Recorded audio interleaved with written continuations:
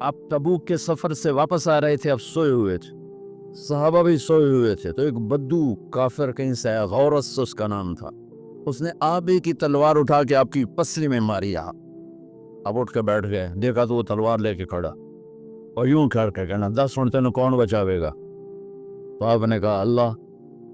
تو اس کا ہاتھ کانپا اور تلوار گر گئی، تو آپ نے تلوار اٹھا کے یوں سیدھی کی، اب تو بتا تجھے کون بچائے گا؟ وہ کہنے لگا میں تو تو ہی بچائیں گے، تو اللہ تو پتہ ہی کوئی نہیں، وہ کہنے لگا میں تو ہی بچائیں گا، مہربانی کر دے۔ سبحان اللہ۔ اب دیکھو کیا کرنے آیا ہے؟ مارنے پیٹنے نہیں، قتل کرنے آیا ہے۔ آپ نے فرمایا کلمہ پڑھتے ہو؟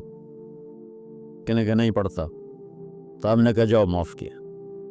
21 برس جو قتل کے منصوبے بناتے رہے، 21 سال مکے والے، جب آپ نے مکہ فتح کیا تو آپ نے ایک بول میں کہا جاؤ میں نے سب کو معاف کیا۔ تو بخل کا زمانہ آ گیا ہے، تو میرے نبی نے فرمایا پوچھ اسلام کیا ہے؟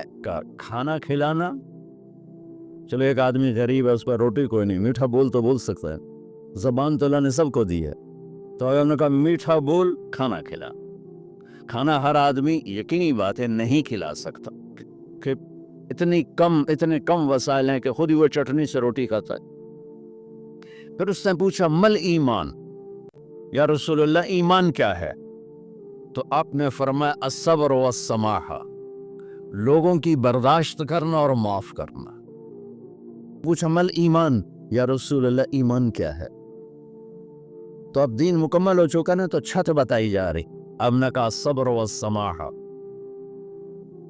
برداشت کرنا لوگوں کی، میں بدلہ لے کے چھڑ گا نہیں، یہ ایمان کی اعلیٰ تصویر نہیں ہے۔ ہم نے کہا صبر کرنا، پھر صرف صبر نہیں کرنا، والسماحہ، اور معاف کرنا۔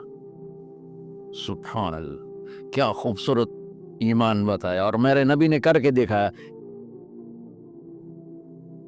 اللہ کو بخیل سے پیار نہیں ہے، سخی سے پیار ہے، چاہے وہ غافل ہو، اور بخیل سے اللہ دوستی لگاتا نہیں، چاہے رات کا تہجد گزار، دن کا روزے دار ہو۔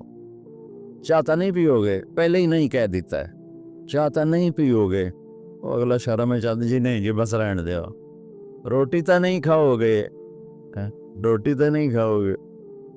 بخل کا دورہ۔ ہمارے بچپن میں جب یہ سڑکیں کچی ہوتی تھیں تو مسافر آ کے ڈیروں میں ٹھہرتے تھے، تو آج کل کی مہمان نوازی ہے، چائے تو نہیں پئیں گے، پہلے ہی نہیں کی تھی، گڈی بھی تیار ہے، کھانا بھی تیار ہے، کی کرو گے؟ وہ جو میں گڈی سے جانا۔ ہمارے بچپن میں رات 12 بجے مہمان آتا تھا نا، ہماری دادی یا نانیاں کہتی بسم اللہ بسم اللہ، برکت آ گئی برکت آ گئی برکت آ گئی۔ آج دن کے 12 بجے میں مہمان آ جائے تو ہماری بیگمات کہتی ہیں بتائے بغیر آ جاتے ہیں، منہ اٹھا کے آ جاتے ہیں، بتائے بغیر آ جاتے ہیں، منہ اٹھا کے، حالانکہ جب کہ آج کل پکانا کتنا آسان ہے، کتنا آسان ہے۔ میرے نبی نے فرمایا اچھے اخلاق 360 صفات کا نام ہے، ایک صفت بھی کسی مسلمان مرد عورت کے اندر ہوگی تو جنت میں چلا جائے گا۔ سامنے ابو بکر بیٹھے تھے، کہنے کہ یا رسول اللہ کو میرے اندر بھی ہے؟ تو آپ نے فرمایا تیرے اندر ساری ہے، ظاہر تیرے اندر ساری۔ تو ابتدا بھی بتا دی، انتہا بھی بتا دی، اور عبادت بھی مسلمان کو اخلاق تک پہنچاتی ہے۔ اب سنو قرآن سے،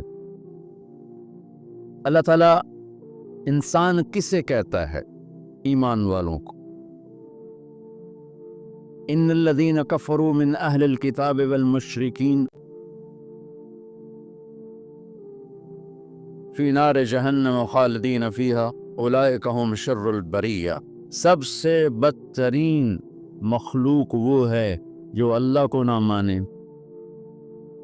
سبحان اللہ، جواب اسلام مکمل کہاں ہو رہا ہے؟